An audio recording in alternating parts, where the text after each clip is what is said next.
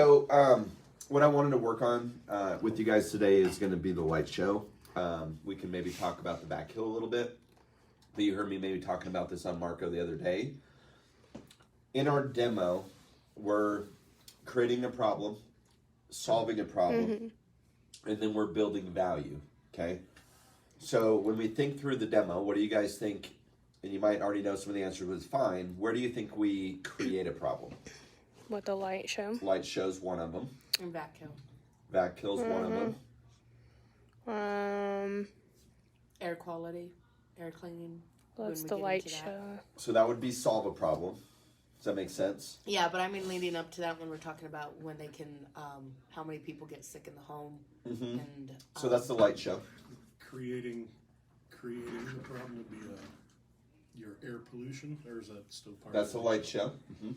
So the light show is going to be creating an indoor air pollution problem. Okay. The next part is going to be the air wash. So let me ask you this: is the air wash creating a problem or solving a problem? Solving, right? Well, solving more. Okay. Yeah, I mean we're talking about like when we get into the air treatment when we kick stuff. up the dust that the air wash sucks up. Yeah. But really, we're showing them that the rainbow is the solution to their indoor air pollution. Does that make sense? Right. So when you're thinking through the demo, light show, create a problem, show them that they have an indoor air pollution problem. We have to create that. Some people don't know they have a problem. Or they might think it's a problem, but we've got to make that problem worse than they realize it actually is, right? So then we get into the air wash. That's when we're showing the rainbow can clean the air, okay? We're now at that point showing them that the rainbow is the solution to that indoor air pollution problem, okay? So create a problem, solve a problem.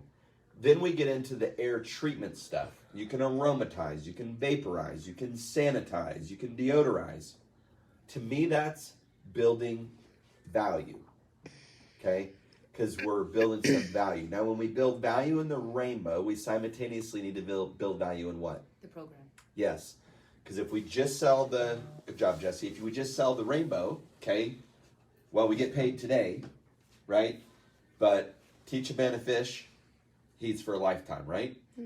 So the idea is that selling the program is teaching you guys how to fish. And that's why when we do recognition, we're recognizing, did you start programs? Not just did you sell a rainbow? Did you get instant sets? Did your customers book leads that ran? Okay, because at the end of the day, that's what's really going to make our business work, right? And by the way, we were doing numbers on you. I don't know if Sam mentioned this to you, but you have an awesome lead ratio. Yeah. Yeah, That's really awesome. good. Really good. Better than I think probably most people in the Revolution region, which means most people in the world. So you should feel really good about that. That's okay? cool. Yeah. But you generate a lot of leads. So, in fact, you generate more leads than you do sales, which, like, in other words, you're getting, like, most people get about, like, 4 or 5, 6, maybe leads per sale, okay? What I meant to say is you're getting more than 12 leads per sale. So that means you're also getting a lot of leads from your future owners, like instant sets, them booking, etc. Okay. So you're doing a really great job with that. Thank you. So create a problem, solve a problem, and then build value, not only just into the rainbow, we got to build value into the program, okay? So then when we do the air treatment stuff, and we show them all that, then we're like, but the problem is, don't move, right? Because as soon as you walk around, and the one tool we use to get to the source of the problem is what? Vacuum. And that's what we call the vac kill. And during the vac kill, we're trying to show them that the vacuum is what? Polluting, and what's coming out is just not dirt, but germs and bacteria and film. So, are we creating a problem there? Yep. Yeah. Then we do the mini vac. Okay? The mini vac is showing them the difference between suction and airflow. Okay, but really what it's showing is that vacuums lose what? Airflow. Cleanability. Suction. Airflow and cleaning ability. Does that make sense? But we were really trying to get the message across, Jesse, that vacuums lose the ability to clean. Right? So that's another problem. Does that make sense? Then we start showing them how the rainbow works. now we're solving the problem again. Does that make sense? Mm-hmm. But when we pull those dirt pads, we're also creating a problem, because now they're seeing all that dirt out in front of them and they're like, I've got a problem. That's your evidence. Mm-hmm. Okay? If you're in a court case, the person usually with the most evidence wins. So, I know I've probably said this to some of you guys before, but Kirby for years and years and years, not anymore, but for years and years and years outsold Rainbow. Okay? And they did that by two things. They got on more demos than we did. They did it by knocking doors, okay? And they would throw people in vans and they would knock people into houses, okay? And they did it by pulling a shit ton of dirt. So we have, what's interesting is we have a lot of people that work in Rainbow that used to work in Kirby. Okay? You know what's interesting though? You know how many people work in Kirby that used to work in Rainbow? None. But we have a lot of people that come over to Rainbow from Kirby, okay? And so we've gathered over the years like some of the things that they did do well, okay? Their first problem was they were trying to sell a vacuum that had a dry filter, okay? But what's interesting, I don't know if you guys know this about a Kirby demo. Have you guys ever seen a Kirby demo? Yes, I had one. Okay. So I don't know if you remember this, but during the demo, you never put the bag on during the demo. You just replace the pads. Yep. You don't even pull the bag out until they buy it. In fact, it's in a hermetically sealed bag. You can't even take it out as a rep until the customer buys. So during the demo, guess what? That Kirby motor's got a big, strong motor. You keep replacing pads, it's going to pull a bunch of dirt. The problem is, once they own it and they put a bag on it, within 15 minutes, the filter clogs, and guess what? Don't work. But even the reps don't even know that.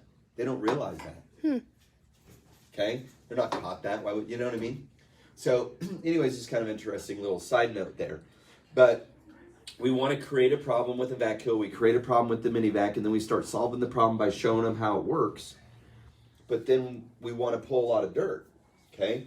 My grandfather used to say, pull dirt until you hit Pay dirt. pay dirt. Okay? So some people have a high dirt tolerance. Okay, you walk in their house, Jesse, and you can tell they got a high dirt tolerance. How? Because they're not There's in. fur everywhere. There's dust and dirt everywhere. I have a high dirt tolerance, Okay. and I still wanted a rainbow all Yeah. my life. Oh yeah. So and that's why. Sure. All my life. But some people have a higher dirt tolerance. Okay. I don't. Okay. That's Me why. neither. Some why we people have a don't very low dirt tolerance. Okay, when you walk in their house, you know why. Because they take their shoes off at the front of the door. You can tell that they clean all the time, right? Sometimes they It's got hard plastic. to get the dirt pads because they clean all the time. Well, not necessarily, but I know what you're saying. But they maybe even have plastic runners going down the hall. You know what I mean? They clean 3, 4, 5 times a day. Yeah. You know? It even starts outside with boot brushes. Yeah. Okay, boot brushes before you come in, then you take your shoes off, then this, then that. Okay. Oh, I'm getting ideas. All right. So here's the people over here that have a high. Here's the people over here that have a high dirt tolerance. Here's the people over here that have a low dirt tolerance. Okay, who's probably harder to sell? High dirt tolerance. Okay, but here's how you sell them: you pull more dirt. Because you just got to get people past their tolerance level. When they get past what they're willing to tolerate, They want it. they're going to get one. Okay? The problem is most people are somewhere here in the middle and we don't know where they are. Okay? So we got to get the dirt. So we know this. If you pull 25 plus dirt pads, you're going to get the majority of people past their dirt tolerance. But if you walk into a home and you can tell they got a high dirt tolerance, guess what you automatically need to think? More. I got to pull 40 today. Yeah. Does that make sense? So we have you guys in a contest right now to pull 40 dirt pads. Why? I just want you to get in the habit of pulling 40. And if you pull 40 dirt pads in a house and they buy it, it doesn't matter how they buy, right? As long as it gets approved. Doesn't matter if it's a rising rainbow or what, you get an extra $100. Why? I know this. By doing that and and motivating you guys to pull more dirt, the extra sales we're going to get are going to well pay for the extra $100 that I'm going to give you anyways. Right. Plus, we're going to get you guys in the habit of doing something that you really need to do. And I know it's asking a lot because, like I said on the Marco the other day, I've been looking at pictures. This is going to be more than double that what you guys are mostly getting now. But you should be getting at least 25. Okay? At least 25. So, Chris G, who runs the Revolution region, he came from Kirby. He went from Kirby to Rainbow. I don't know if you knew that. Okay, when he was doing Kirby, guess what their requirement was on a demo? 40. Was that yours? His was 150. What? Yeah. Holy cow. I did it in a small town in Wisconsin. Yeah. So. Fair enough. But So- 40 was their minimum. We asked for 25 because the Rainbow's pretty awesome, right? I mean, it does a lot of other things. But here's all I'm telling you. We got to get people past that, right? So to me, if I think about creating a problem in the home, it's really, there's an indoor air pollution problem. That's our light show, okay? The vacuum is polluting, and what's coming out is more than just dirt. It's germs and bacteria and filth.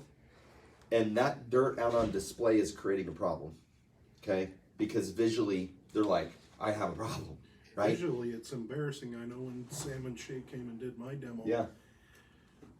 we had my son's car mat that had been outside, and I beat the ever living daylights out of it with a bat to get as much dirt as that I possibly could have got out of it. Yeah. And he pulled I think he did like 30 pads off of it. Yep. And I was like, I spent 2 hours beating the shit out of this. And one other part is what you're talking about, and that's the 50 stroke test, right? So when we first get there, we have vacuum with their vacuum, and then when we do the first one with the Rainbow, it's like, wow, is your vacuum working, right? Mm-hmm. So that's obviously, problem is the vacuum. It's kind of just really driving home the point that vacuum's not going to pick anything up because it's all clogged up, right? Does that kind of make sense? Okay. So to me, it's more important if we're going to work on helping you guys sell more Rainbows per showing. It's more important to work on creating a problem than just teaching you how to sell the Rainbow. Because I really truly do believe that if they understand they've got a problem and what they're doing isn't working and they're not willing to tolerate living the way that they are living anymore, in other words, they're not willing to live with that dirt in their house, they're not willing to push their vacuum anymore because they know it's polluting and leaving dirt behind, okay? They're not willing to live with the air pollution issue. The Rainbow's gonna be the obvious solution. You don't have to sell the Rainbow, right? So what we really gotta do is get good at creating a problem. So what I wanna do today is to spend time talking about the light show specifically, okay? I did a little bit of this on Marco the other day. Mm-hmm. But over the next couple of weeks, this is going to be our focus. We're going to just be focused on really hammering the light show and the vac kill with you guys until we get really good at it and getting those dirt pads, okay? Who here wants to improve their closing percentage? Why do you want to improve your closing percentage? Get paid more. You That's make the more- obvious reason. You Yeah. make more for the time you're putting in, right? Oh, yeah. At the end of the Yeah. day. So that's the number one reason we want to do that, right? You want to, if you're going to take time away from home, you're going to Yes. take time to go do something, you want to get the biggest bang for your buck. Mm-hmm. I want to take it just one level further for you though too. If you're selling at 50% or higher, okay, which Sam does month in, month out. If you're doing that and you're making money, okay, you're also probably, because you're selling a lot, you're probably generating more leads because the leads we get primarily come from sales, okay? But if you're making more money, do you think it's probably going to be easier to recruit just naturally? Yeah. Oh, yeah. Your own enthusiasm for what you're doing when your paycheck is increasing because you're selling more, when you're out there and you're selling at 60%, 70%, trust me, you're just going to want to recruit people because you're just so excited about what you're doing, right? Mm-hmm. And look, it is a state of mind and it is somewhat our perspective. And I just want to say this when it comes to closing real quick. There was one time that my whole office had a closing problem. Now, before the ride-along program, our closing before, like our gross close was 33%. Oh, wow. Okay, which means our net close was about 30. Does that make sense? So if we were closing, and this was our national average for years and years and years, okay, before we had the ride-along program. What the ride-along program did for us is it brought the customer with us. Yeah. The customer helps us create sales. That makes sense? Oh, yeah. A lot of people think, oh, it's because they can get it for free. No, it's actually not. We'd sell just as many, amazingly enough, even if we didn't have the program. But it's the customer with us on the demo that really generates a lot more of the selling too. But anyways, I got a customer like that. What's that? I got a Yeah. customer like that. I don't even have to talk. She, Who is that? Crystal. Okay. Yeah. Yeah. Every house I've been in, it's like she's doing So every. you should be everything. recruiting her, right? I'm trying. Yeah. She's not showing any interest at That's all all, right. but she's a natural. Sam's customer, I think it was Sam's, but the one that came in earlier today that signed up, Stephanie, is that her name? I can't remember. Yeah, I don't know. Okay, well, she signed up to train with us. She didn't sign up for training until her 11th demo. So, when we can keep people involved in the program, that's every time we go on a demo, we got another opportunity to try and recruit them, right? So that's another reason we want to do that. But back to what I was saying, we had in, I call Old Rainbow before the ride-along program, we had a closing average problem. My whole entire region, my whole entire division, the R&B, was selling at 20%. Gross. Okay? So then I was down visiting a good buddy of mine that runs the RGD ship for Louisiana. And he was king of the year for Rainbow that year, means that he was the biggest distributor in all of the United States and Canada for the entire world of Rainbow that year. And when I was down there, Momir and Lydia, the president and his wife, okay, the king and queen of Rainbow, if you will, were there, okay, at his office. And I was talking with Lydia, super sweet lady, awesome lady. And I'm like, I got a closing average problem. She says, well, what's your closing? I said, well, we're selling 20%. She said, so that's 2 out of 10? I said, yeah. She said, you know what we sell where we're from? They're from the Middle East. They sell 1 out of 20. What? That's the same average. What's that? That's almost the same average. No, it's 4 times less. Because we're selling 1 out of 5. They're selling 1 out of 20. Right? Did I do That's that? crazy I did 'cause that backwards. Yeah. I'm sorry. That makes It's been sense. a I know while, what you're yeah. saying, though, because I said 20. That's crazy though, because the dust storms there. I've lived there. I Right. would think the sand alone. But they have to go through a lot more demos to make a sale. Now, things are relative because also when they sell a Rainbow, their commission that they make there is also bigger. You know, $300 there, let's just say, goes a long ways, a lot longer than it does here. But, you know, think about that. You had to go Water through that many restrictions? freaking no's to get a yes? That would really I was suck. wondering if water restrictions are a problem over there with No, rainbows. it's just people, they don't have financing there. So like people either can afford to pay for it or not, right? And I don't even know, you know, what they're doing now. If they're doing it right, I don't know. But this was, 15 years ago. But here's all I'm saying. It's all perspective, okay? If you're selling at 35% and that's your net closing, okay, which is what yours is, okay? Is what? That's what yours is. It's right around 35% Oh. net closing, okay? It doesn't mean that you're not making good money for your time, but we want you to make more money for the time. Okay, so again, I don't want to say that, hey, if you're netting, 30% or 35%, that's still good money for the time you're putting in, but I would rather you double that. And if you are out there, doing those demos and you're selling at 60%, you're getting more leads, but you're also going to just recruit naturally. But here's the biggest part, okay? If you're selling at 60%, which is what Sam does, you can feed people. And that's really the biggest part I want you to get from this. If you close better, you get more leads, which means you can feed your team. Why is that important? Your team is your backbone. Yeah, and when they're new, you need to be able to give them some leads. Okay? And when they're new, they may not pull leads right away. Some will, some won't. Okay? Sometimes when you're new, you got to learn some things before you get good at pulling leads. Okay. So I know Sam, in the way that she generates leads, could probably feed herself plus about 4 part-time people. That's pretty good. Okay. Then she gets those people, and then those people learn how to feed themselves, and that's how that kind of goes. The good thing for you, Kara, is that you can feed yourself plus other people. Okay. But here's what I told everybody at the staff meeting the other day, because we were talking about you, okay, and all positives. But I said, look, Kara's doesn't have that bad of a closing. Her leads are crazy. But here's the thing. If she's that good at getting leads, we can help her close. Because if you were closing twice as much, plus you're that good at generating leads, oh my goodness.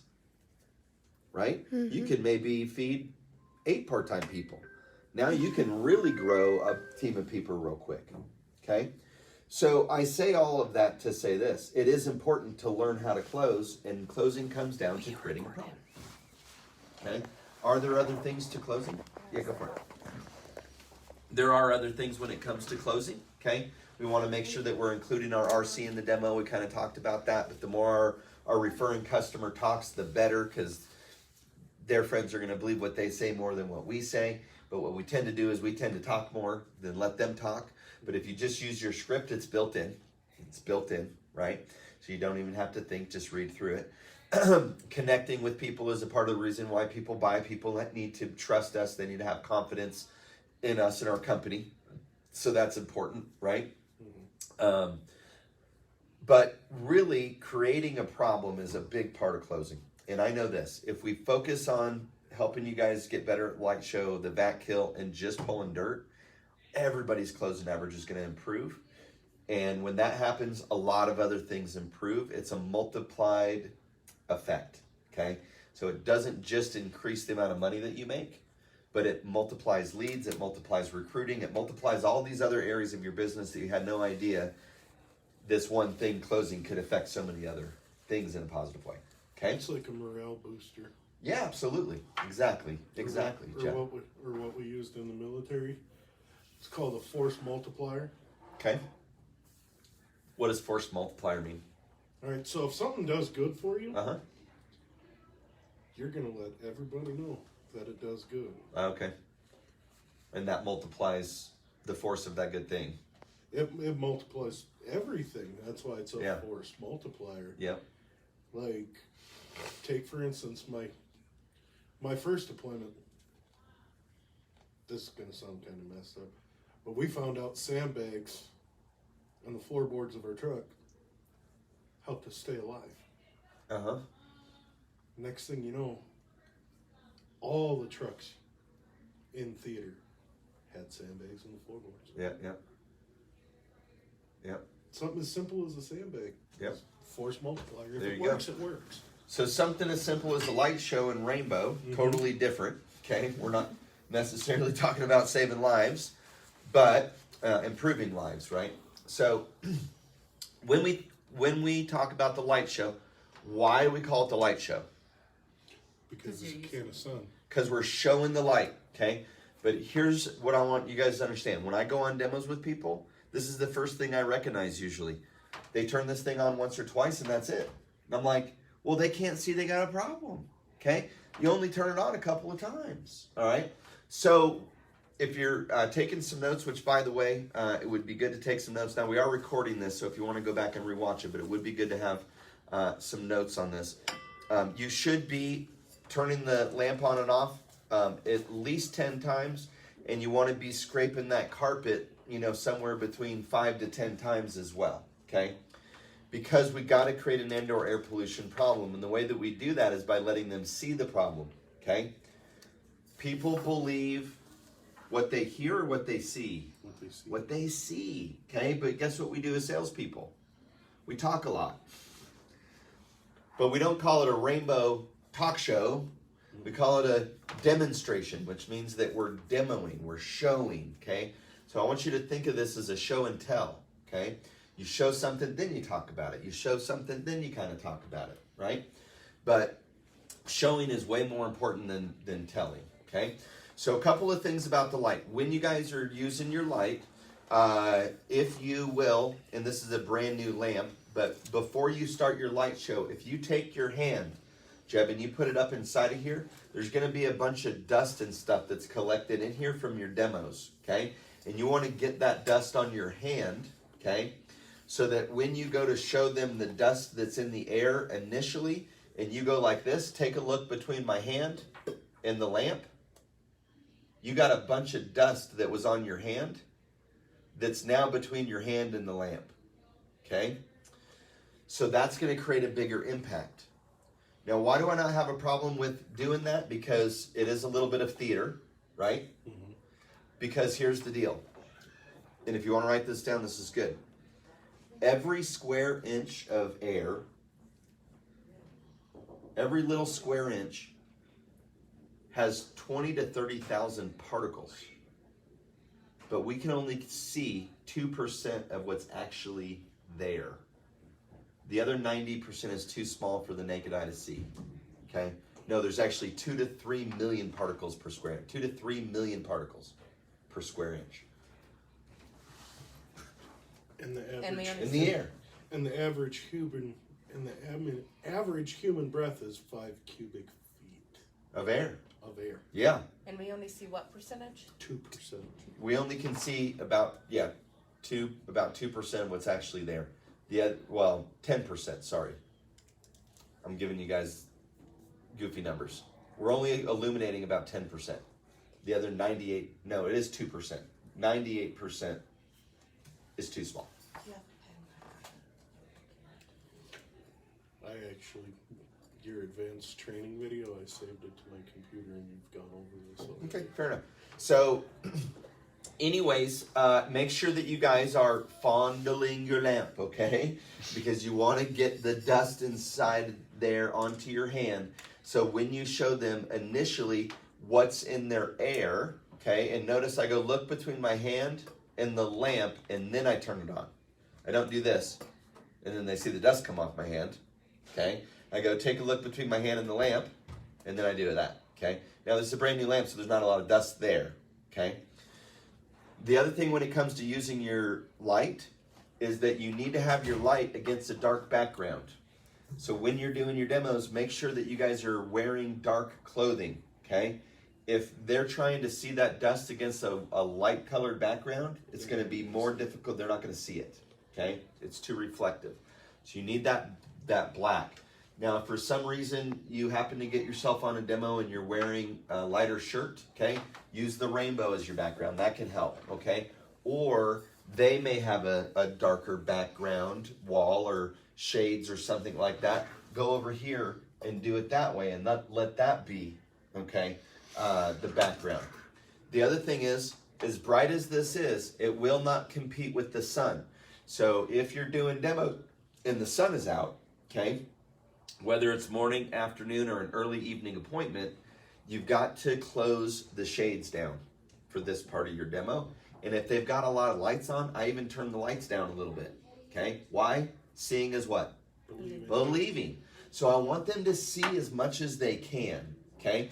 If your customer's looking at you like this, okay, they don't see it, right? So you got to make sure that they're seeing it, because we've got to create an indoor air pollution problem. And if we're not doing that, we may or may not sell a rainbow. But I don't know about you guys. I'm not there to maybe sell them. I want to sell every one I can, right? So I want to work on this stuff. The other thing about the light is that if you hold it down too low, they can't see it. And if you start holding it up too high, you start to blind the customer, right? Okay? So the way that I judge that is that the lamp, okay, should create a distinct line across my customer's chest. So if I get closer to their chest, that line becomes more or less distinct. More. And if I get further away, less. So that means that I want to get the light closer to them. And you know you're holding it in the right way if it's kind of across the middle of their chest. So that's just a good visual for you when you're over here doing this. Do I see a line, or is it not distinct? Okay, if it's not distinct, I got to get a little bit closer. Okay, means you might need to move your seat up or your box up or whatever you need to do. Okay, So some of this even comes back to how do we set things up? Are we close enough? Making sure there's no coffee table. There should never be an obstruction between you and the customer. The only thing between you and the customer should be the rainbow. And it's not really between you, but a little in front of you. Does that make sense? But you want to get rid of the coffee tables. You want to be there. And the way that I judge setting up is that, Jesse, if I could reach out and touch my customer's knee, I'm probably good. If we can easily shake hands, I'm pretty good. Okay? If I was to try and reach out and touch your knee and I'm 2-3 feet away, I got to scooch in a couple feet. Okay? But that's a good judgment as to kind of where you want to be distance-wise, right? The other thing is that when I'm setting my space up, I want husband and wife sitting next to each other. Why is that important? So they both can see it. Yeah, so they can both see it. And they feed off of each other. They can, but they can also feed off negatively. So in some ways, I'm okay if they turn their head to communicate, but I don't necessarily like it if one person's sitting here, okay, and the other person's sitting like this, and I'm doing the demo over there, because guess what they're doing the whole demo? Looking at each other. Yeah, I don't want them doing that. I want them looking at the rainbow. I also want them making up their own mind about it a little bit. Okay, I don't want them constantly looking at their spouse for approval. So I want them to be paying attention to what I'm doing, okay, what the rainbow's doing. Plus, if I got somebody over here and over there, it's hard for me to do a light show over there and over there, right? So I want to have them right next to each other. Okay, so that's important. All right, so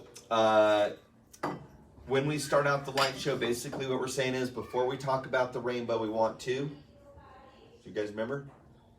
Talk about The air pollution problem. yeah, the need for a clean environment, okay? Because the rainbow is actually designed around the need for clean air. If you're driving down a dirt road, you look behind the car, Dust cloud. big old billowing cloud of dust, right? If you drive down that same dirt road after good rain, do you see any dust? Depends on how fast you drive. Well, then you see mud, Deb, right? Okay, I so like dirt, okay? yeah. Oh, driving on dirt. So we coined the phrase in Rainbow that wet dust can't fly, okay? Jeb, you just can't stomp dust out of a mud puddle, right? Okay? So You can. the Rainbow uses water, okay? And we're gonna use the air to clean, we're gonna use water to clean the air inside your home just like Mother Nature does when it rains, okay? How does it smell after a good rain? Clean. Yeah. Mother Nature uses water outdoors to clean the air that we breathe, right? We use water to clean what? Everything.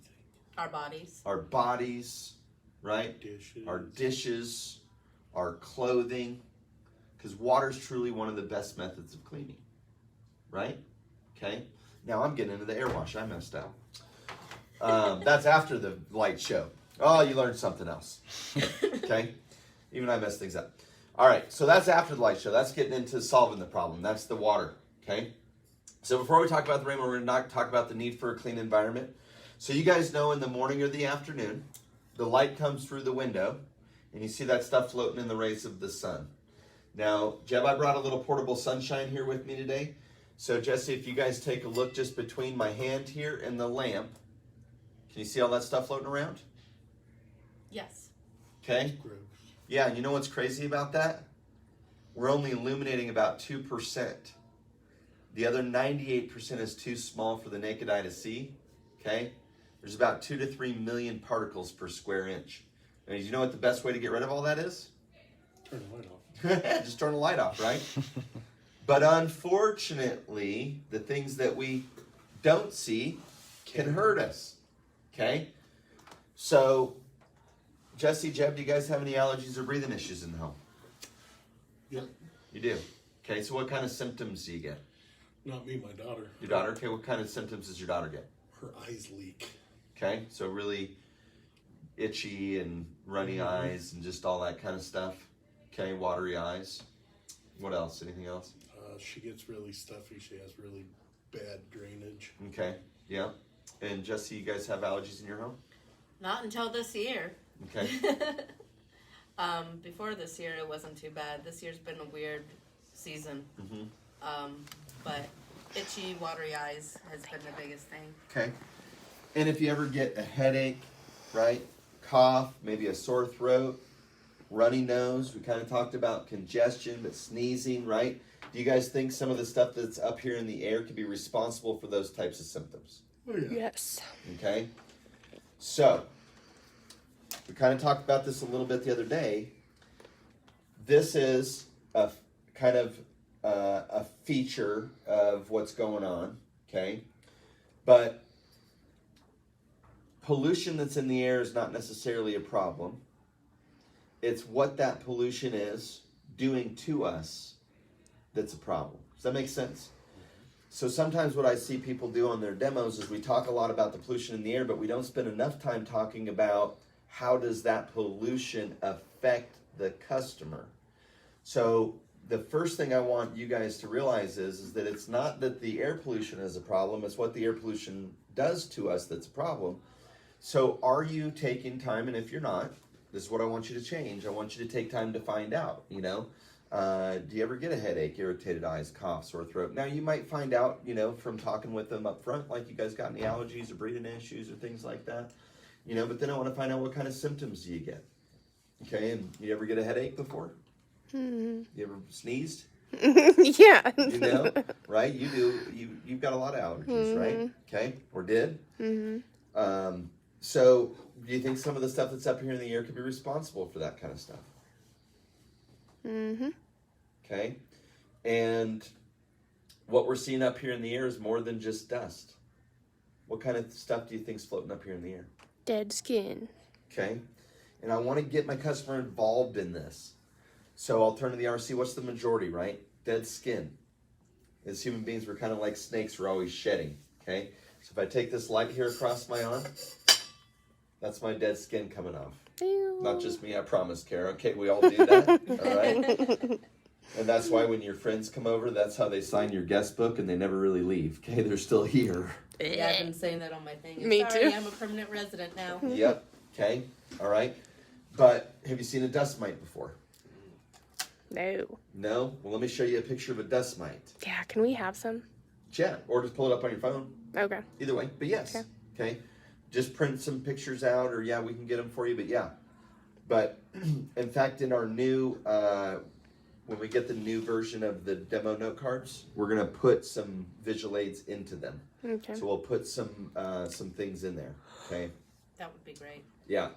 But we're not allergic to these guys, but they live in our carpets, our furniture, and I'll turn to my RC. Where's their main place of residence? Bed. Yeah, and the reason they live in there, it provides the best conditions of warmth, humidity, food. Your dead skin is what they're eating for the growth. But we're not allergic to them. What are we allergic to? And I asked my RC that. Your poop. Their poop, right? And they go to the bathroom 20 times a day. Guess what? Bugs have to poop too. They do. And they actually poop a lot. They poop in your bed. They produce 8 to 10 times their weight in fecal matter every day. That's disgusting. Yeah. Every time Okay. I leave a demo, I want to clean my mattress. Right? Yeah. Good thing you have a rainbow, right? You're right. And I just figure, you know, if they produce 8 to 10 times their weight in fecal matter every day, that's where they're so small, right? Yeah. Okay. They're just defecating their weight all the time, you know, so they just stay tiny. But anyways, obviously something that ugly, probably not too healthy to breathe, right? Okay. And then one of our leading allergists is viewing this stuff as a hazard. One, house cleaning. And then what do? Scrape the carpet, right? Okay. When you scrape the carpet, you do a big rainbow type of a scrape, and then you lift that up and right in front of them. Okay. Now, if they have hard floors, what do?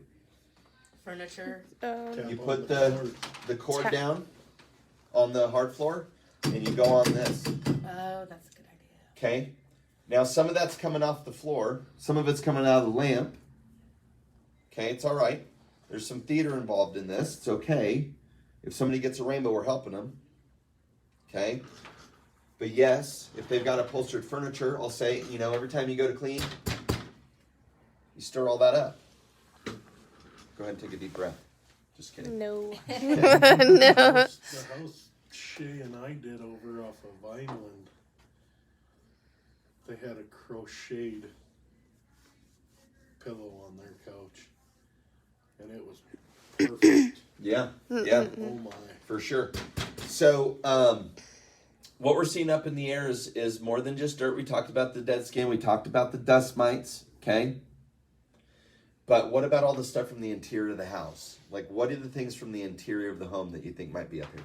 Vinyl, plastic, insulation. Insulation, vinyl, plasticides. Paint fumes, carpet fumes. Yeah, paint fumes, right? What about glues that hold our carpet and our furniture together? Right? All that deteriorates. All over that time. stuff does over time, right? Okay. So obviously all that stuff's up in the air. Okay. We're breathing all that. And then let me ask you a question.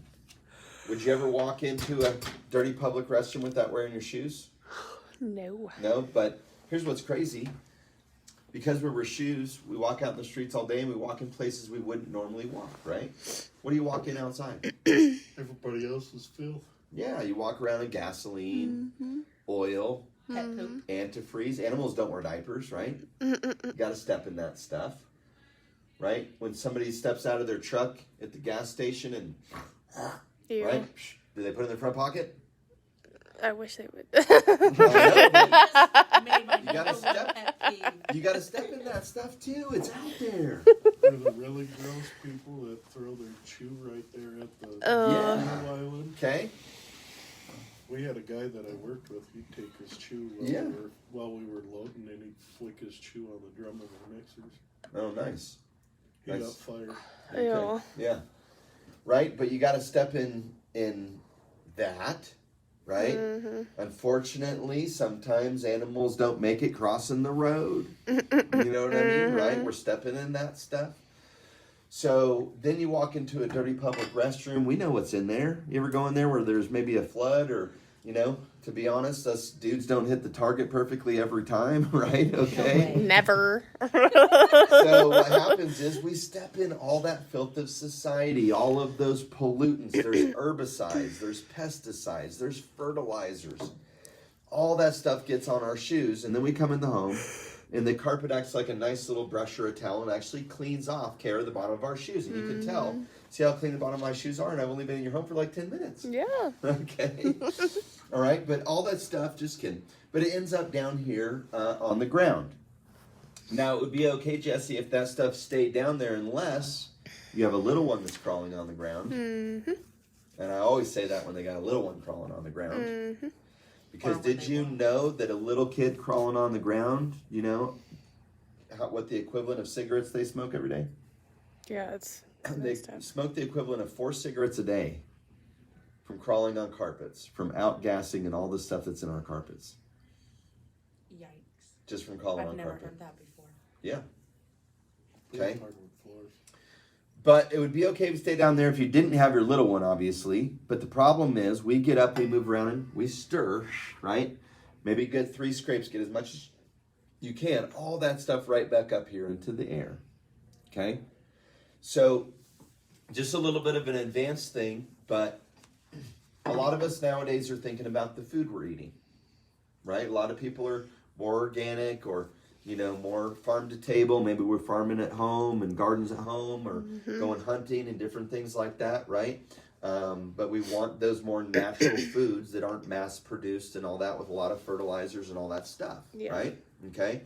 A lot of people are thinking about the water that they're drinking, whether it's purified water, okay, or maybe spring water, or making sure that you're drinking your own well water, right? But that city water stuff, we know why that's not good, because all the filth from society is draining down into the drains and into our water, right?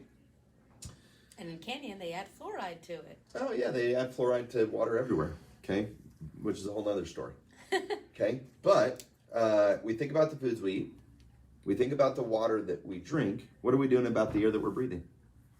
Nothing. Other than breathing it out, not a whole lot. Buying a rainbow. And here's the crazy thing. We consume 20 to 30,000 quarts of air a day.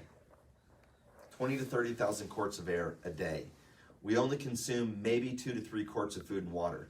So would it be fair to say that toxins are a lot more readily absorbed through our respiratory system than our digestive system? Yep. And I mentioned this on Marco the other day, okay? Depends on your customer. That's why people smoke drugs. instead of eat them, okay? I mean, not that they don't eat them too, okay, concentrated forms, all right? But the point is that when you smoke something, it's immediate, okay? Toxins are a lot more readily absorbed gets into our blood quickly, okay? We just don't have as much of a defense. So let me ask you this. If you were at a restaurant and the server was bringing you food, Kara, and you saw them on the way out, drop it on the floor. They picked it up, had all sorts of dirt and grime on it, okay? They set it on your table and said, here you go. Would you eat the food or would you send it back? Send it back. Heck yeah, right? You wouldn't eat dirty food. No. No. They brought you out a glass of water, Jesse, and had all sorts of floaters and stuff. Looked like, 2-year-old been drinking out of it for 30 minutes. Oh. Would you drink the water or send it back? Send it back. So let me ask you this. If you wouldn't eat dirty food, you wouldn't drink dirty water, does it make any more sense to be breathing all this dirty air? No. It just doesn't make sense, right? So now I'll turn to my RC and I say, so, Jeb, was that a reason that you decided to sign up and do shows with us? Mm-hmm. So you could get all that stuff out? Yep. And here's the cool part. Your friends are going to do you a favor by doing you a show, but if we could get that out, obviously you would appreciate that. Do you have some friends you think would appreciate that too? Yeah. Who do you know that has allergies, right? Kids, pets. So we can maybe pull some names right there. Okay? But we want to kind of, anytime we have a strong commitment to the rainbow, which is, if we could reduce that, would that be something you could appreciate? And they say yes, we have to tie it to what? The program. So we always got to remember, we have like a really good, strong selling point. We got to bring up the program anytime we sell them on the rainbow. Okay? So that's the light show. Make sure that you guys are turning the light on a lot. Okay? So you should have turned that on at least 10 times. Scrape the carpet, okay? A minimum of 5, but 5 to 8 times throughout that part. When we first show them the stuff in the air, are we scraping the carpet initially? No, just what's there. So make sure you're doing that, but that's where you're doing this part, okay? Because I want to let them see what's there initially before I scrape it. Does that make sense? Yeah. That I think is important because I've seen that too on demos where people are like scraping the carpet right out the door, but we haven't talked about that yet. And then they're like, well, no wonder there's a bunch of shit in my air. You scraped my carpet, right? So another interesting thing, just a little, something to kind of put a little ammunition, if you will, in your belt. When dust gets stirred up like that, it takes a good 36 to 48 hours to settle. So when you walk across the carpet, you stir stuff up like that, it's going to be floating around up in the air for a good day and a half, 2 days before it finally makes it back down to the ground. So when that happens, guess what? We're breathing all that stuff. Which means you're constantly breathing it. Yeah, because you're constantly walking around and moving, right? So that's when we, do the air wash and we say, great, now we solved the problem. Okay, right? Water's the solution to the indoor air pollution. You missed this part, but I started doing the air wash instead of the the light show. But that's what I was getting into is the solution part, right? But then we say, look, you can clean the air, but what the problem is, don't move, right? We kind of talked about that. You walk across the floor, get up off the furniture, you stir all that stuff back up again. So if you go to the garden and you pull a weed, but you leave the root, what happens? Grows back. There's got to be a way to get to the source of the problem. And the one tool all of us are using to try and clean is a vacuum. So can you grab out your vacuum for me? I can show you something that can help you. Okay? So, Jeb, what did you learn? And I know you're, in your basic training right now, but what did you learn today that you feel like could help you to have a stronger, light show? More of the percentages, more of the... What... Kind of some of the little facts you can throw in and stuff? Yeah. The biggest thing is that I need to work on is making it their problem. Mm-hmm. Being that close to them. Yep, exactly, right? Because if it's here and I'm breathing, it's my problem. And if it's over here and Kara's breathing, it's hers. Right? So get that light in front of them. So practice that. Mm-hmm. And a lot of that comes down to, when you're setting up, are you setting up properly? Right? You don't have something between you and them and you're sitting close enough and you got them sitting together and there's no distractions. So if the TV's running, I just say, hey, you guys wouldn't mind if I turn that off? Never had anybody say no, right? Now, the only exception is if the dude's watching their football game, I'll say, hey, Are you good with turning that off? Or if not, can we at least turn the volume down so you can at least watch it? Yeah. You know what I mean? Because I want to keep up with the score or whatever. My whole thing is Shay had the same problem, I guess, and because him and I are bigger people, Mm-hmm. we're intimidating to most of the people that we are gonna encounter. Yeah. Can I give you a hint there? Instead of sitting in a chair, see if you can sit down on the floor. So you can still be close, but it'll be a lot less intimidating if you're not eye level. If you just lower yourself a little bit, that'll take away some of that. Mm-hmm. Do you want me to? Well, no. We'll Keep going? let them hear. What did you get? The suggestion about tapping the cord while it's on the hard floor, because that's a challenge I'm having, Okay. especially if they have a low dirt tolerance. Mm-hmm. I'm having difficulty giving that visual of the dust when they have upholstery that doesn't collect dust like some other ones do, and when they have a hard floor. And, I try to ask them, hey, if I see a pillow on the couch or something like that, I'll try to use that. My one this morning, they didn't have anything like that. They have dogs, but no dog beds. And I was having difficulty figuring out what to tap. And, I mentioned the part about, I'm a permanent resident because I'm shedding skin cells, but that's making me the problem. And I needed more ammunition for how they had the problem in their home. Because a lot of people with hard floors are like, oh, my home is cleaner because I have hard floors. And I'm not struggling gonna, with that visual. Okay. So that's a good one. All right. Well, we'll keep going. What'd you get? So definitely the cord thing on the hardwood floors, because I was just kind of like tapping their floor, but also like doing like furniture, and stuff too. But like the story about your dirty shoes story and walking Yeah. in the house and like how I would say, like, when you think of pollution, what do you normally think of? Yeah. Okay, it's like outside, right? But like inside is very polluted too. But Mother Nature doesn't. Mother Nature has a way of, taking care of that problem outside right yeah. after it rains. What does it smell like? Uh-huh. So that's basically what this is doing. It's a rainstorm, but I think I need to tell them what is polluting, like what is Right.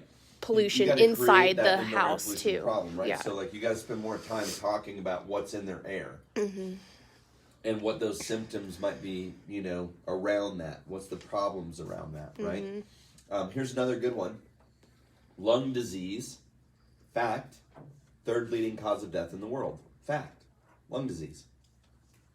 And it's not just caused by cigarette smoke. No. I don't know about you, but I know a lot of people that smoke their whole entire life and never get cancer. Now, I'm not saying that smoking cigarettes doesn't also cause cancer and that there's not other things that cause cancer, but I'm not even saying cancer. I'm just saying lung disease in general, whether it be COPD, lots of different diseases around cardiovascular issues. But look it up. It is a fact. Lung disease is the third leading cause of death in the world, and I guarantee Most you of them don't even that smoke. a lot of people don't smoke anymore. You know what I mean? Now, years ago, that was, not the case, but They'd smoke inside. yeah. Oh man, Now when they I first think started doing vaping's demos, okay. people smoked inside the house. A lot. Or in restaurants. Now it's rare that I get on a demo, somebody smokes inside, but when it happens, I hate it. It's gross. Yeah. Yeah. And I used to be a smoker. Even when I was a smoker, I didn't like doing demos when people smoked inside. I just don't like that, like, secondhand smoke or whatever, But yeah, we really need to talk about what's in there. And yeah, and you mentioned this too, and I didn't even talk about this today, but, when you think of air pollution, what do you think about? Indoors or outside, right? Well, most of us think outside, but what's crazy, when we want to breathe the fresh air, we go outside. Because indoor air pollution is 5 to 100 times more polluted. Now, one thing I would say is, it's good for you to have some of the things that I talked about today, okay, as ammunition in your tool belt. But you can't add all that stuff into every single demo, because if you do, your demo is going to be a mile long and it's going to be too long. So it's good stuff that you can have, and it's good information. what's in your script is what you need most of the time, but it's understanding why we have the content in the script more important than what's actually there. Does that make sense? So if you have an understanding as to why we have that content in there, you should be able to do a pretty good job with it. But it's, you know, if you're just reading something but you don't know why you're reading it, the message isn't really getting portrayed. Does that make sense? So, you know, it's one thing to understand a concept, but, you know, are we able to teach a concept? And so, like, a lot of what we're trying to do at the light shows, we're trying to teach a concept that indoor air pollution, you know, is an issue. So do you feel like after today you can do a better job at creating an indoor air pollution problem? I mean, at the end of the day, that's the goal. Okay. Now, obviously, this is going to be on video. It'll be on Marco, but I will also put this on trainees, okay, so you guys can access it, so you can watch this, because you guys are in the contest, the Champs contest, and every training that you attend that you take notes on and scan and email those to us, you guys get a half a credit for that. And I do want to have as many people as we can for that, because with the Champs contest, Jeb, you can win Saturday night hotel at our quarterly awards in the Tech Center at the Sheraton, nice hotel room, okay? Or you can win Friday and Saturday night hotel, or you can win Friday, Saturday night hotel plus dinner with your RGD, okay? Now what's going to be fun about that is that we have a guest coming who's going to be there Friday and Saturday, and he's the RGD from Albuquerque, New Mexico. And his name is Rocco. And he's been a good buddy of mine for years, and he's a third-generation Rainbow person like I am. And he's been around Rainbow a super long time. And his promoting RGD and my promoting RGD, which was my dad, were best friends. Oh, that's cool. Isn't that cool? And so he understands the history. He understands just a lot of like really cool history about my grandfather and stuff like that. But he's going to be, he's a very successful distributor, made lots of money. He's got multiple distributors underneath him. And he's going to be there, and he's going to be doing some training and stuff with you guys. But he's also going to be at the dinner. And he likes to have a good time. And he's fun and funny, and you guys really enjoy him. So anyways, you guys get credits, you know, for coming to these. But you also get credits for doing 4 demos in a week part-time, right? And you also get credit for getting cheeks and seats. And you also get credits for instant sets. So those would be the things I would want you guys to be thinking about. What can I do part-time to get on 4 demos a week? What can I do to get as many instant sets as possible? That's why you have some credits, okay? And what can I do to get cheeks and seats? But also, a lot of that is just come to trainings, because that's going to help you get all those things. That's kind of that multiplied thing we were talking about. So last thing I'm going to just mention to you guys, because you kind of mentioned it, plus we were talking about pulling dirt, is where can we pull dirt and how can we pull dirt, okay? So when we go into a home that is clean, is your arm okay? Yeah, Okay. it's fine. All right. When we go into a home that's cleaner, right, they have a low dirt tolerance, right? They clean a lot. I want you to understand something about those people. A little bit of dirt on a dirt pad is a lot to them. Okay? Yeah. So be very careful. I've seen this, okay? You pull a dirt and you're like, oh, that's not that bad. You're shooting Don't say yourself that. in the foot. Don't say that. So even if there's a little, like I've literally done a 50 stroke test with somebody that, you know, they go 50 times with theirs and I go once, right? And their home is so clean, there's like literally 3 little granules of sand on the pad. He's like, oh my God. Okay? And I look at it and I'm like, oh my God, look at all that. And they're like, oh my God, look at that. Right? But if I would have pulled it off and said, oh geez, your vacuum did a pretty good job. I've seen that happen on demos. Oh, I'm like, shoot. no, don't say that. Okay? So what I want you to understand is, even if you feel like your dirt pads aren't getting as dirty as they should, that just means that home is cleaner, but that little bit of dirt's probably affecting them. So whether you get a little bit of dirt or a lot of dirt, you got to make a big deal of the dirt, okay? So whether I get 3 granules or a full freaking handful of sand, I'm like, oh my God, look at all that. It's the same reaction every time. Mm-hmm. It doesn't matter if there's a little or a lot. Mm-hmm. Okay?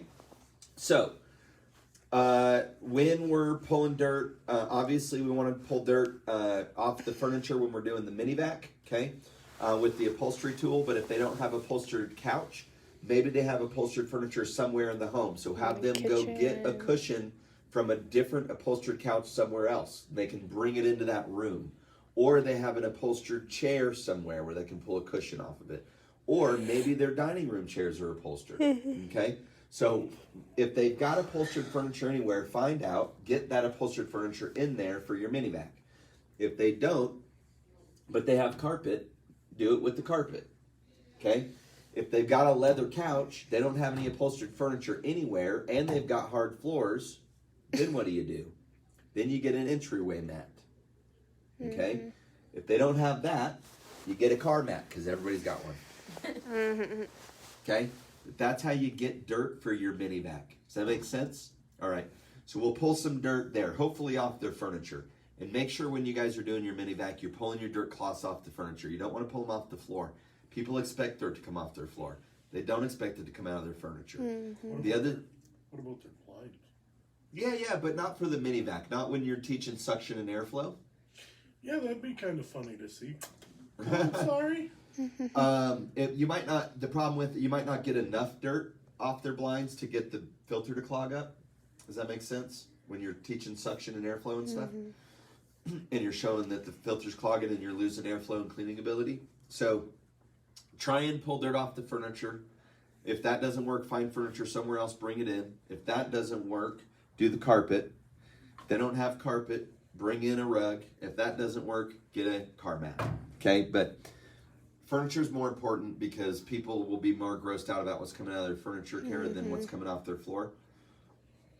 And the dirt that comes out of the furniture is oily, dead skin, and it clogs the filter better than dirt out of the carpet. Okay, dirt out of the carpeting has sand and stuff in it, which means you got to pull more to get the filter to clog because the sand creates spaces, which creates airflow, so it's harder to clog. Does that make sense? Yeah. So you want to get that oily, dead skin out of the furniture because it just packs in there and it just clogs like this. Yeah. Okay? So we should pull a total of 4 dirt pads from the mini vac because we're doing 2 each. And you should be taking the dirt from the one and spreading it onto the other one and going like this. Why do we spread it onto the other one? Is that just to show how much To is there? show- Does 2 things. It just like, okay, if you just pull it off and it's a perfect circle, I mean, you see the dirt, but it's not that gross. It doesn't look like. But if you just spread it around a little bit, you can really see what's there. What's Does that underneath? make sense? The What's pack underneath down. and like just all the, it just looks a lot grosser, right? So that's why we do that. Plus then we have 2 dirt pads instead of 1. So it's just a way to also kind of create a little bit more dirt. Now why do we do 2 pads when we're doing the mini vac? Because it clogs quicker with 2 versus 1. That's why we do 2. Okay. If the customer asks why we do 2, I say because I'm trying to represent a filter on the vacuum, and vacuums have a lot of layers. I'm at least putting 2. Now, if we were to actually do your vacuum filter, we'd probably have to put 10 filters, 20. Can you imagine how quickly that would clog? I've been telling people I use the 2 filters to represent that most vacuums have at least 2 filters. There you go. And I've been pointing out when some of the dirt goes from the top one to the bottom one. Yep, I do that. So when I pull the first one, I'm like, so can the air travel through that filter? And they're like, nope. Okay. So once that filter gets coated, if there's no air going out, there's no air coming in, right? And then I take that and I smear it around and I'm like, oh, man, is that a condition you want to get out of the house? Like, and you can pay to get that out, or you can get paid literally to get that out. Right? So getting paid makes sense, doesn't it? Yeah. Cool. So do that. Then when I do it the second time, Jesse, and I pull it off, I just go, oh my God, look, there's still more. And I do the same cushion usually. And I say, the reason I do the same cushion is everybody's like, oh my God, there's a lot there. But there's a lot more. And I'm never going to get that cushion clean if I keep using filters. I mean, maybe 50, 100 filters I could get it clean. But how many filters would it take you to clean your house? How many times would you have to change the filter on your vacuum to actually clean your home? 100 times? 200 times? I don't know. That's Right? a really good point to bring up to them. Yeah. Like, Okay. yeah, Along the with filters. the vacuum filters themselves, Yeah. it's the simple fact that leading #1 vacuum from Walmart right now is a Shark. Mm-hmm. You know what the main problem with that is? After 2 years, you cannot go to Walmart and get filters for your Shark. You Right, because to they have a order new them- version or whatever. You have to order them online. Oh, okay. Yeah. Yeah. You'd Which always buy inherently costs filters. more. So I'll ask people, Jeb, I'll say, so is your vacuum paid for? They're like, yeah. And I'm like, well, you know, but don't you agree they have you paying rent on your vacuum every time you got to buy a new filter? Mm-hmm. Right? So it's not actually ever really paid for. Right? But when I pull that other one off, I say, so there's really, Jesse, 2 problems with the vacuum. One is it clogs. The second problem is, and then I show the bottom one and I say, the other problem is it comes through and you got to breathe all that stuff. Mm-hmm. And then I will smear it on and set it down. Okay, but I do that on the second one. I do show them. And when you think about a vacuum, guys, really, you know, you can have a loose filter, right? Now, the benefit of a loose filtered vacuum, it's going to pick stuff up better. Problem is, it's going to pollute like crazy. Like when I first started doing demos, okay, they had a lot of bag vacuums, and the bags were really kind of loose filters, okay, big holes. They allowed a lot of air through. The benefit to those vacuums, they picked more up off the floor than vacuums do today. Problem was, they polluted like insanity, okay? We used to always, anytime we would turn on the vacuum on a demo back then, we would always shine the light on the bag and let the customer see all the shit flying out of it, okay? Nowadays, they're packing vacuums with so many tight filters and thick filters. The benefit is they don't pollute as much stuff, but they clog up so quick, they leave most of it in the floor. So what would you guys rather have? A vacuum that leaves all the dirt in your floor? Or one that picks it up out of your floor and blows it into your air? Or neither? Neither. But those are your only choices when you own a vacuum. You either leave it behind or blow it in your air. Would you agree? Okay. That's also some advanced kind of concept, being able to dig down with a customer maybe that's not quite getting it. Okay. Right. But this is all stuff that we used to have to do to sell a rainbow. We don't have to do so much anymore because our RC is there to do it for us. We don't have to do all that. But, you know, you'll learn some of that the more we spend time together. Okay. Now, I want you guys to know when I spend time here, mostly I'm going to be with Sam. Or as you develop, I'll ride with you. I wanted to go with Kara, but Kara wasn't available tomorrow. Okay, but we will. Okay. But as you move up, I will spend one-on-one time with you. I need to see 2 things. I need to see that you're showing up to learn and that you're applying the things you're learning. That's it. You do that and you start to have good percentages, like you, okay? You're building a team. You've got a lot of leads coming in. You can sell rainbows. Now I'm like, I've got somebody that I can tell wants this opportunity and I'm going to work with you, okay? But primarily I try to work with Sam and Shay as much as I can because I want to get them as good as possible so then they can disseminate the information out. Does that kind of make sense? Yes. So it's not that I don't want to be with everybody on demos and stuff, but that's why I also try to record myself on demos and you guys can watch that and do as much of that as I can. So anyways, we're going to pull forward with the upholstery tool. Then we're going to get the duster brush. Where can we pull with the duster? Vents, Yep, lampshades, vents, lampshades, fan blades. fan blades, maybe. What? I always go for the You always do. fans. Here's the Yeah. only thing about fan blades for me. You just make sure that you have help or whatever, or it's low enough. Make sure that you can make it look easy is all I'm saying. Because sometimes if that fan's moving and you're struggling to get it off, they can be like, oh, it looks hard. I just never want the rainbow to look difficult. So just Right. be careful about that. And the upper arm strength to hold the rod. So what I do, yeah, I hold one here and there, or I have somebody come help me. I'll get my customers to hold one here and one there so it won't move either direction, and then I do it. Well, usually they get excited and they'll get up there and start doing it themselves. Yeah. Like, Let's make sure they know a good technique. So that's fine. The back of the TV is really, really important. I love Yeah. doing speaker covers. yeah. Because how are you going to dust a speaker cover without a rainbow? How are you going to dust a lampshade without a rainbow? I love doing Venetian blinds. I love doing brick or rock or things like that because brick, how are you going to clean brick without a rainbow, really? You know what I mean? People don't normally think about cleaning brick. Yeah. Right. Yeah. But when you do, there's so much shit in there. Okay? Above door jambs, right? Mm-hmm. Okay, a really good spot. Okay, so look, here's what I want you to understand. You can pull, 3, 4, 5, 6 dirt pads just with the duster brush. When you walk in the house, one of the first things you're thinking about when you're walking in is, where am I going to pull dirt in this home? Oh yeah. Yeah. Okay, you're investigating, where am I going to find my dirt? Mm-hmm. Okay, so that's the duster brush. There's probably other spots, but guys, just every home's got 5, 6, maybe even 10 dirt pads with the duster tool. I pull at least 3, but sometimes I'll pull 5 or 6. Okay, and you can pull them quick. Dust little boom, boom, boom, boom. You just want to start building evidence, right? Then we do our crevice tool. Okay, where can we pull dirt with the crevice tool? Inside the couch. Inside the couch.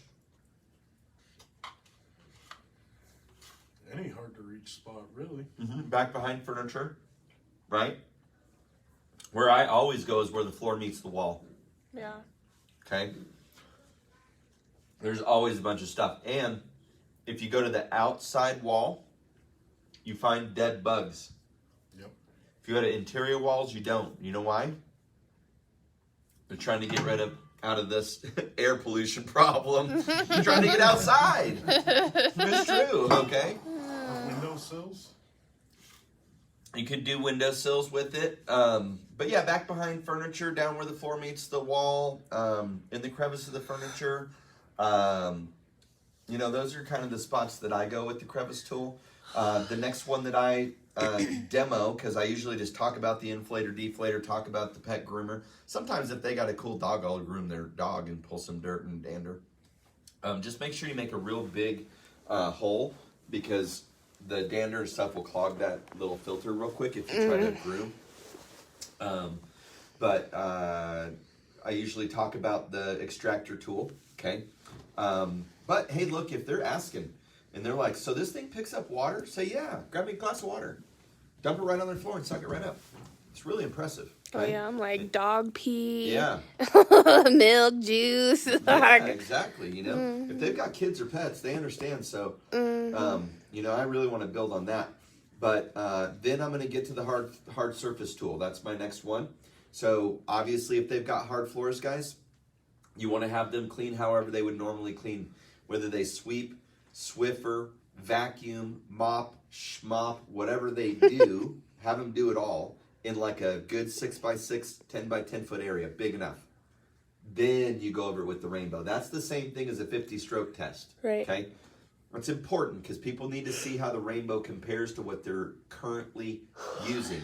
You can show them all the dirt all day. You can show them why the rainbow works. But if they don't see a comparison, they may still in the back of their mind go, well, yeah, but my vacuum does an okay job because there's dirt in the canister. Right? So you always want to have a comparison. But if they've got hard floors, a lot of hard floors, you're just going to move around the house a lot more, Jesse, to get your dirt pads.